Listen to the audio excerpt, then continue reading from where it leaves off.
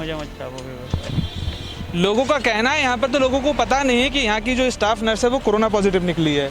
नमस्कार, आप देख रहे हैं सिटी न्यूज़ बरेली। मैं अंश माथुर और इस समय हम लोग मौजूद हैं पीलीभीत बाईपास स्थित मेडिसिटी हॉस्पिटल के पास। हम आपको बताएं कि अभी कुछ रिपोर्ट आई हैं शाम को, जिसमें एक बदायूं की महिला को कोरोना संक्रमित पाया गया है। वह महिला बरेली के मिशन अस्पताल में अपना इलाज करवाने के लिए आई हुई थी, आईसीयू में एडमिट थी। जिसके बाद शाम को रिपोर्ट आती है तो उस महिला को भी कोरोना संक्रमित होने के बाद बदायूं का होने के कारण बरेली में काउंटर नहीं किया गया है, उनको बदायूं ही भेज दिया गया है। इसके साथ ही साथ एक दूसरी रिपोर्ट आती है जो कि मेडिसिटी हॉस्पिटल के स्टाफ नर्स की आती है, उनको भी कोरोना संक्रमित पाया गया है। लेकिन एक चिंता का विषय ये है कि लगातार सरकार ने 22 तारीख से यानी कि 22 मार्च से 31 मई तक बहुत अच्छा खासा भारत की जनता के लिए होमवर्क करने का समय दिया था, या यूं कहें अपना सिलेबस पूरा करवाया था कि कोरोना से जंग कैसे लड़ी जा सकती है। जो ये वैश्विक महामारी कोरोना वायरस है, इससे कैसे हम निपट सकते हैं आपको बता दें। लेकिन फिर भी लोग इससे सजग नहीं हुए और उसके बाद देखा यह जाता है कि लगातार भारत में और देश में, भारत के साथ साथ हमारे अलग अलग हिस्सों में केस लगातार बढ़ते जा रहे हैं। उसी का नतीजा ये है कि लगातार जो प्रवासी मजदूर आ रहे हैं या जो भी अन्य लोग बाहर के प्रदेशों से जो आ रहे हैं, वो लगातार कहीं ना कहीं कोरोना संक्रमित जो भी एक्टिव केस हैं उनकी संख्या बढ़ाते जा रहे हैं। इसके साथ ही साथ बात करें तो आज है 1 जून। तो 1 जून को यह अग्नि परीक्षा शुरू हुई है, जिसमें देखना होगा कि अब संख्या क्या रहती है, क्योंकि पिछले ही आंकड़े जो कल के हम बता दें कि एक साथ लगभग 8,000 लोगों की संख्या एक साथ एक्टिव केसों की बढ़ती है। और उसके बाद अब बरेली में जो एक स्टाफ नर्स का कोरोना संक्रमित पाया जाना, ये बहुत ही चिंता का विषय है। चिंता का विषय इसलिए है क्योंकि ये नर्स न जाने कितने पेशेंट की हेल्थ चेकअप के लिए गई होंगी, उनकी मेडिसिन दी होंगी, उनका हालचाल पूछा होगा, तो कितने लोगों के लिए ये संकट का विषय बन सकता है, क्योंकि जाने अनजाने में तो बहुत से लोगों के संपर्क में आना पड़ा होगा।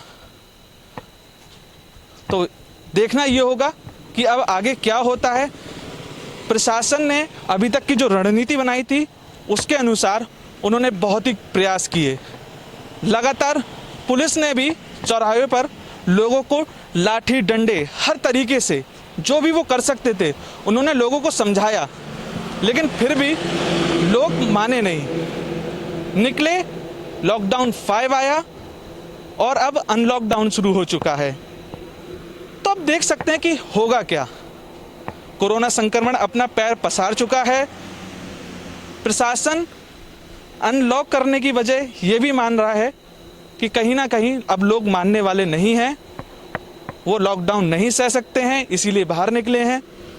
तो शायद उन्होंने इसीलिए ऐसा कदम उठाया है। अब देखना ये होगा कि आगे की स्थिति अस्पताल प्रशासन के आगे क्या रहती है।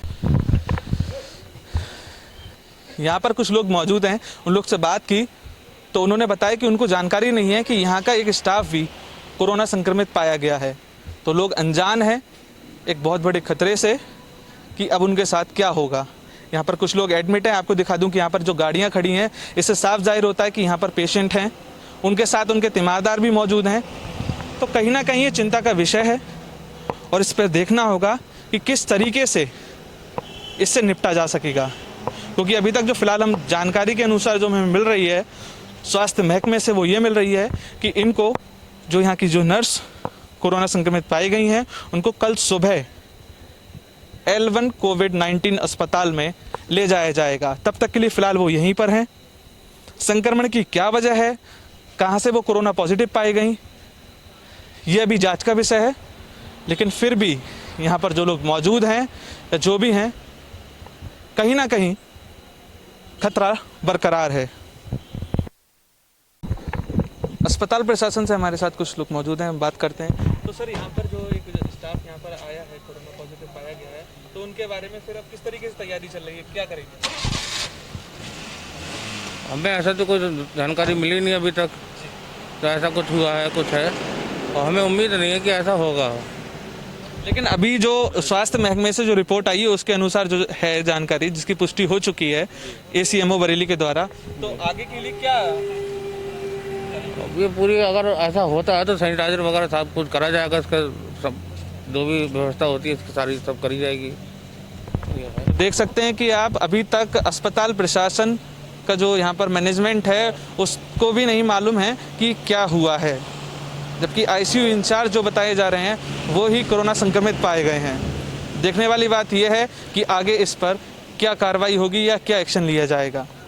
फिलहाल आपको बता दें कि जो कोरोना संक्रमित पाए जाते हैं उनके बाद तुरंत ही सैनिटाइजेशन की प्रक्रिया शुरू कर दी जाती है। इस बारे में अधिक जानकारी देते हुए डॉक्टर रंजन गौतम ACMO बरेली ने बताया।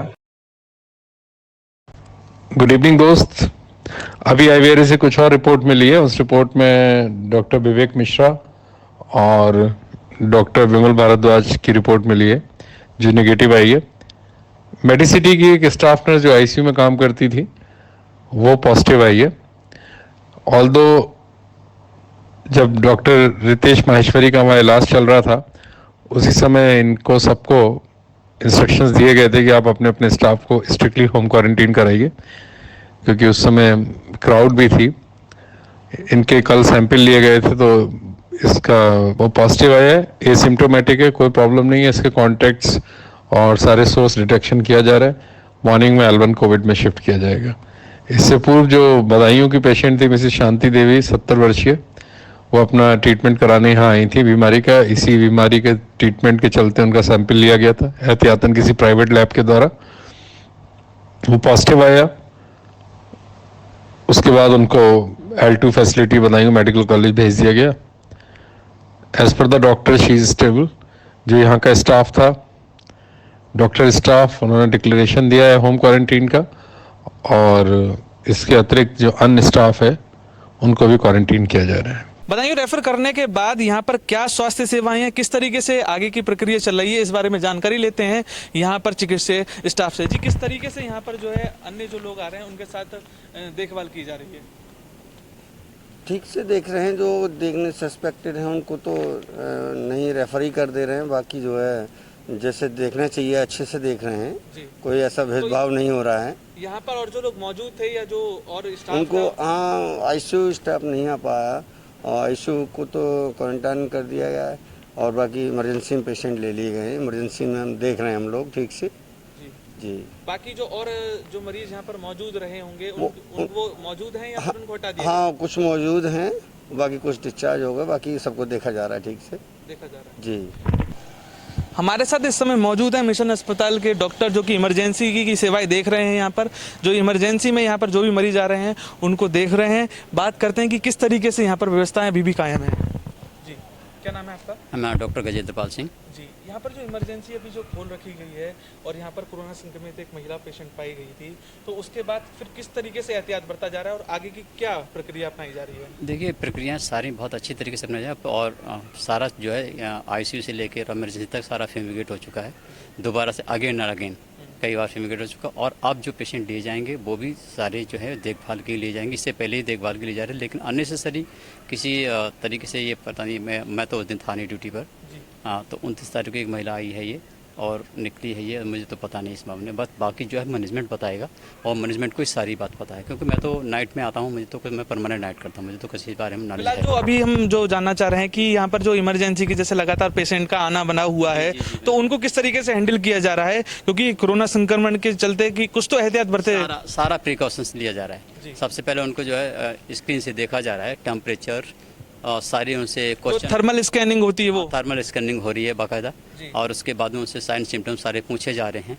उससे पहले उनके से पूछे जा रहे हैं कि कहीं की ट्रैवलिंग तो नहीं है, कहीं की पुरानी कोई हिस्ट्री तो नहीं है, कहीं संक्रमित एरिया से आए गए तो नहीं है।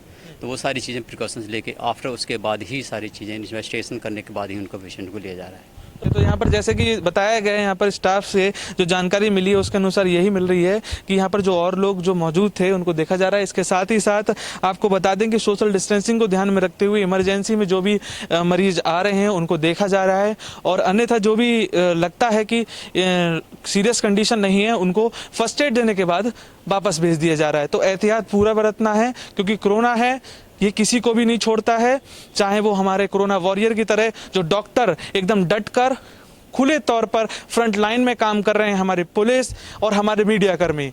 तो लगातार यही कहना है कि घर में रहिए, सुरक्षित रहिए, क्योंकि सरकार ने अपना सिलेबस पूरा कर लिया है। 22 मार्च से 31 मई तक लगातार सरकार ने हमको यही सिखाने की कोशिश की कि कोरोना की इस महामारी से कैसे जीता जा सकता है। लेकिन अब हम लोगों की अग्नि परीक्षा शुरू हो गई है, जो कि आज 1 जून से शुरू हुई है, क्योंकि आज ही से आपको बता दें कि अनलॉक शुरू हुआ है।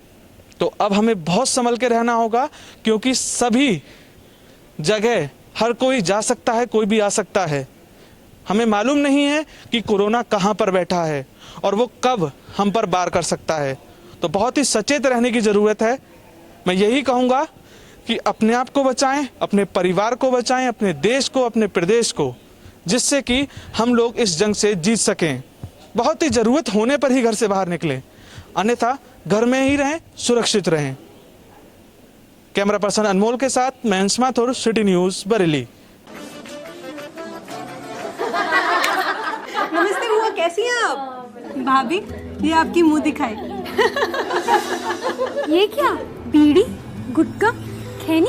ये हमारे स्वागत की रस्म। पर ये तो सेहत के लिए बहुत हानिकारक है। इससे कैंसर के अलावा कई और खतरनाक बीमारियां हो सकती हैं। लेकिन अब इस आदत को छोड़। तंबाकू आज ही छोड़ें और कोरोना वायरस से लड़ने के लिए स्वस्थ रहें। सहायता के लिए 1800-112356 पर कॉल करें। सूचना जिलाधिकारी नीतीश कुमार एवं मुख्य चिकित्सा अधिकारी डॉक्टर विनीत कुमार शुक्ल के द्वारा जनहित में जारी।